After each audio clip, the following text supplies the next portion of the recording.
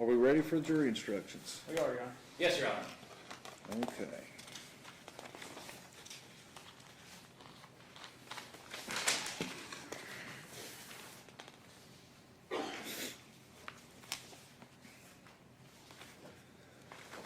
All right, jury instructions. Under the evidence presented to you in this case, you may find the defendant not guilty, or you may find the defendant guilty in operating a motor vehicle under the influence of intoxicants. Instruction 1, operating a motor vehicle under the influence of intoxicants. You will find the defendant guilty under this instruction if, and only if, you believe from the evidence beyond the reasonable doubt that in Bell County, Kentucky, on or about the 20th day of February 2018, within 12 months of the defendant's arrest, the defendant was operating or in physical control of a motor vehicle, and that while doing so, the defendant was under the influence of any substance which impairs one's driving ability. Verdict Form 1, operating a motor vehicle under the influence of alcohol or of intoxicants. This gives you a page where you could either choose, we the jury find the defendant not guilty of operating a motor vehicle under the influence of intoxicants, or we the jury find the defendant guilty of operating a motor vehicle under the influence of intoxicants. And it's got a signature place for the foreperson. Instruction 2, you'll find the defendant guilty under this instruction if and only if, from the evidence beyond a reasonable doubt that in Bell County, Kentucky, on or about the 20th day of February 2018, and within 12 months of the defendant's arrest, the defendant failed to operate her vehicle in a careful manner with regard to the safety and convenience of pedestrians and other vehicles upon the highway. And it leaves you two areas where you can choose to say, we the jury find the defendant not guilty of reckless driving, or we the jury find the defendant guilty of reckless driving, and that will be signed by the foreperson. Instruction 3, failure to wear seatbelt. You'll find the defendant guilty under this instruction if and only if you believe from the evidence beyond a reasonable doubt that in Bell County, Kentucky, on or about the 20th day of February 2018, and within 12 months of the defendant's arrest, the defendant was operating a motor vehicle, and that while doing so, the defendant was not wearing a seatbelt. And it also gives you an area where you can find whether the defendant is guilty or not guilty, and to be signed by the foreperson. Counsel approach.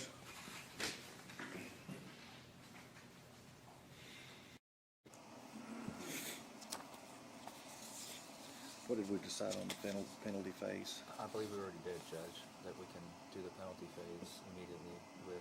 Afterwards, or do you want me to read these? We can read these and then go decide everything at once. That way we save some time. That's your...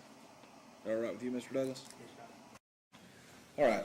Penalty phase instructions. Instruction 1, the verdict of the jury must be unanimous and be signed by one of you as a foreperson, as you may use on the forms provided at the end of these instructions for your verdict. The burden rests entirely upon the prosecution. The burden does not shift to the defense at any point. Instruction 2, operating a motor vehicle under the influence of intoxicants.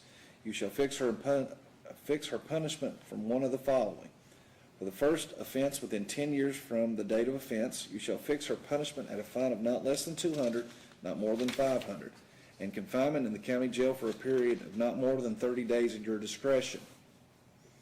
Instruction 3, reckless driving. You shall fix her punishment at a fine not less than 20, nor more than 100.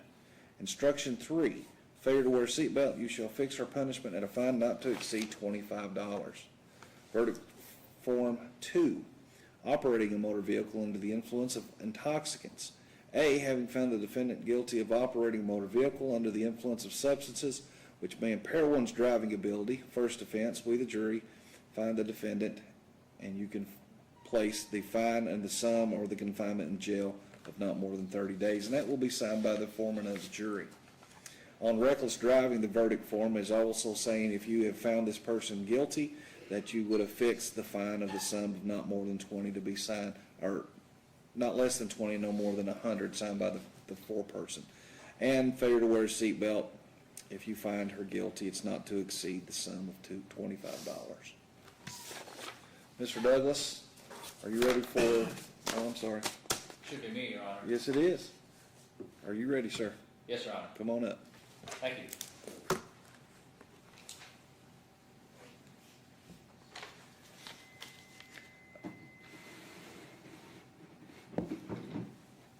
Good afternoon.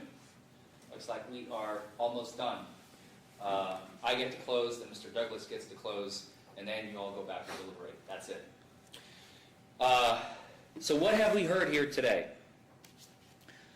We have an officer who, during the arrest of Ms. Kindle, as she testified, has felt her up, which the policies that they have in place require female officer. Only female officers are permitted to do so. We have a male officer, regarding of what he did, he was not allowed to do so. Judge, may I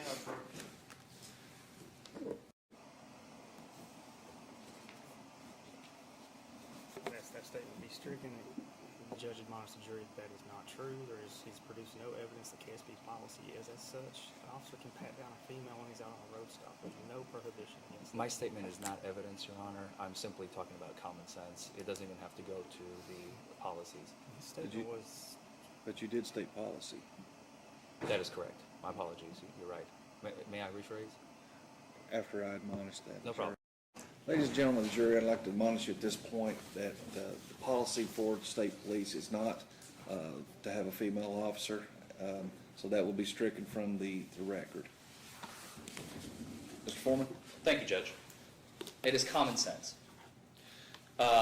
She testified to the fact that he never placed handcuffs on her. Therefore, there was no... Was there an arrest? Was there not an arrest? We don't know. There are no handcuffs. In my experience, this is the first case in my entire, albeit short career, more or less. I've only been around, this is my 6th year practicing. I've never seen a person not getting handcuffed when they go back in the back of the cruiser. He asked her to come to some building to do a test. We don't know. When they arrive at the jail, Ms. Kindle testified that he asked her if she had pictures of drugs or nudes on her phone. She said, I don't have pictures of drugs, but I do have personal pictures and videos on my phone. What does he do then? He goes through her phone. He watches the video, he watches the pictures, and immediately after that, what did she say? He asked and he said, I'm going to give you my phone number, and said, if you don't call me, I'm going to add more charges on you. She later found that phone number in her belongings, in the envelope with the ring in it. He charged her for a DUI because she didn't call him as he requested. He followed up on his promise.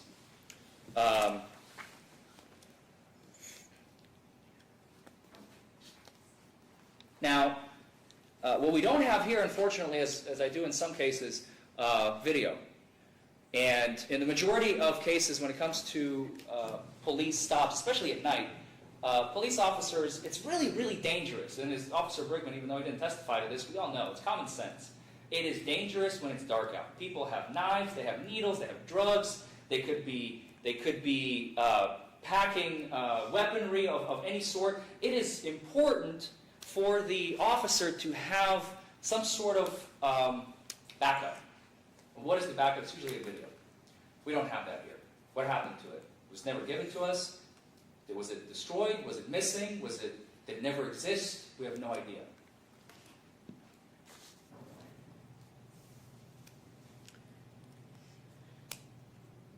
Look at this room here. There's a camera. 1, 2, 3, 4, 5, 6 cameras in this one room alone. When you're walking in, there might be cameras. Any government building has cameras. Everywhere. Anything that has to do with the government. Why? It's for protection. It's for safety. If somebody starts to contest something, what does the government do? Let's pull the tape. So here's the biggest problem for the prosecution. The defense is pointing out that there's no security footage, no body cam, and no independent evidence to back up the officer's version. At this point, the entire case is turning into one person's word against another. Watch it. You understand what you did now? Yes. Okay. No questions. We don't have that here.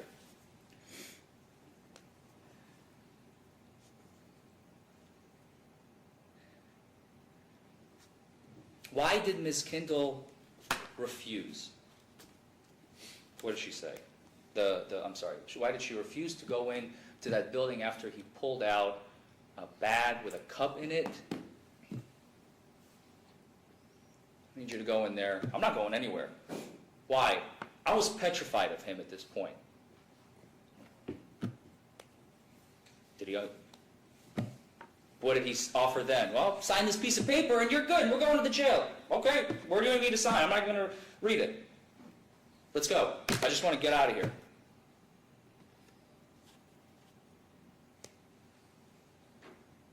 Basically, what I'm getting at here is this is a he said, she said battle. Unfortunately, and we don't have anything other than what the officer said and what Ms. Kendall has said, and it's your job. And I noticed you were. I thank you very much. You were very attentive.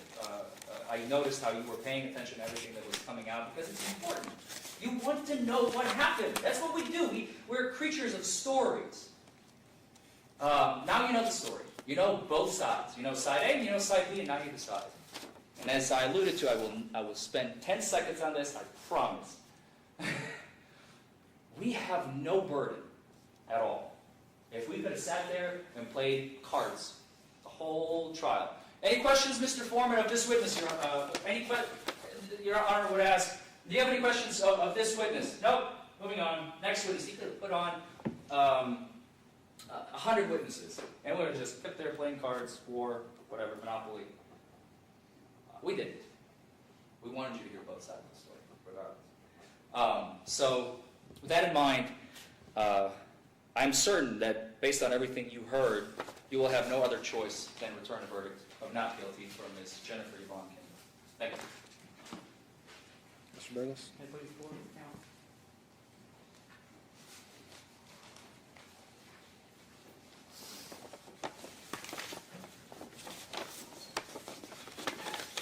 He said he's not practicing that long. He's never seen anybody not handcuffed in the back of the car.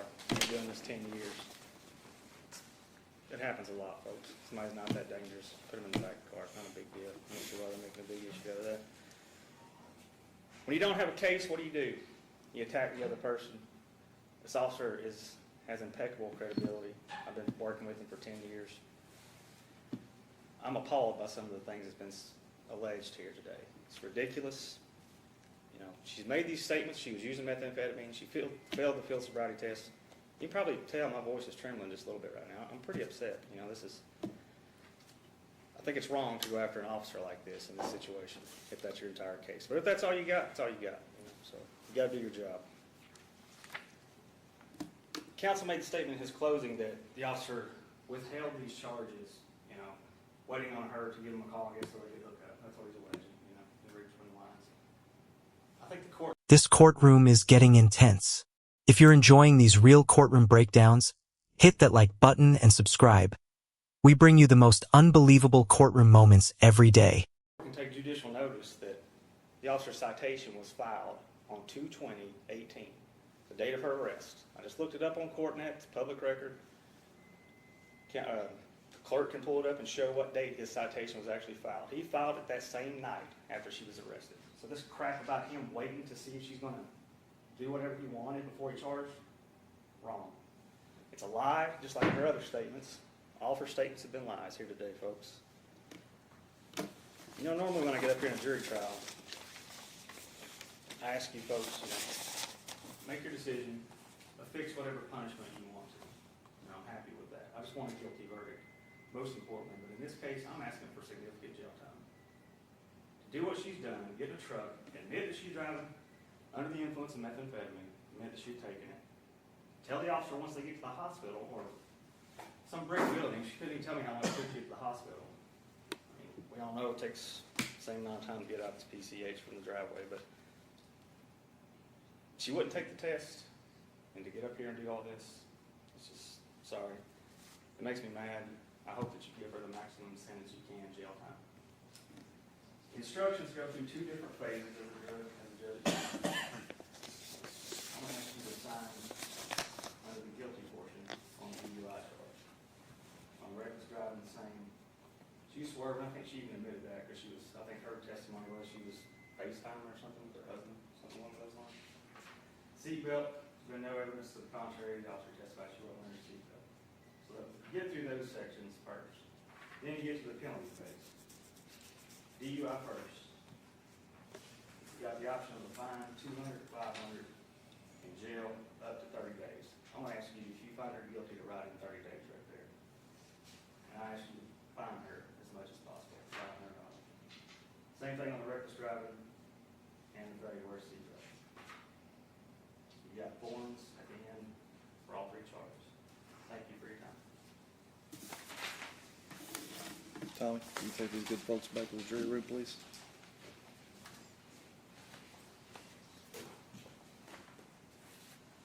Okay.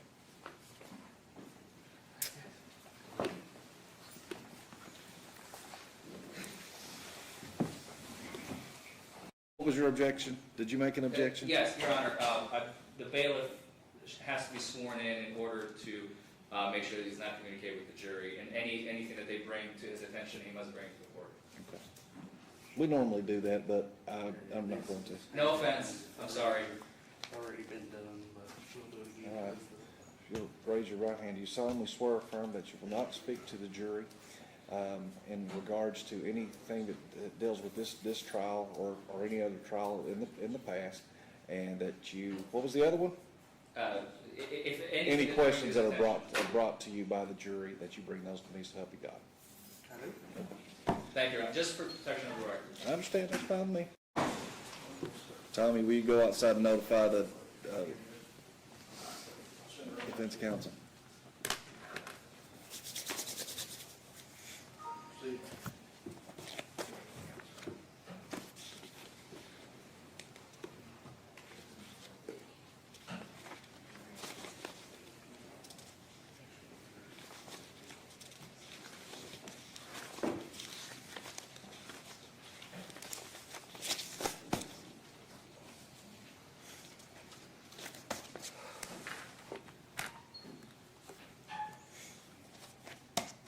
All right, we got everybody? All right, we have the jury instructions back here, and verdict form 1, operating a motor vehicle under the influence of alcohol or influence of intoxicants. We, the jury, find the defendant not guilty under operating a motor vehicle under the influence of intoxicants. On instruction 2, we, the jury, find the defendant guilty of reckless driving. On count 3, we, the jury, or instruction 3, we, the jury, find the defendant guilty of failure to wear a seatbelt. And let's see, on the instruction 3 for the fine for reckless driving is $100, and on the fine for failure to wear a seatbelt is $25. And just like that, the verdict is in. The jury rejected the DUI charge but still held the defendant responsible for the lesser violations. Cases like this remind us that every piece of evidence matters, and sometimes a single charge can completely change the outcome. And what are the court costs, Your Honor? Give me a second and we'll tell you. My apologies. Make sure you have a jury fee on that too. Is there a jury fee? Jury fee? Okay.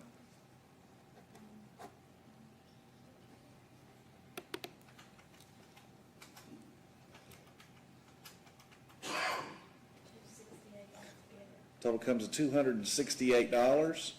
First payment will be due by March 1st. Okay, ladies and gentlemen, thank you for your time. Thank you, Your Honor. And thank you all.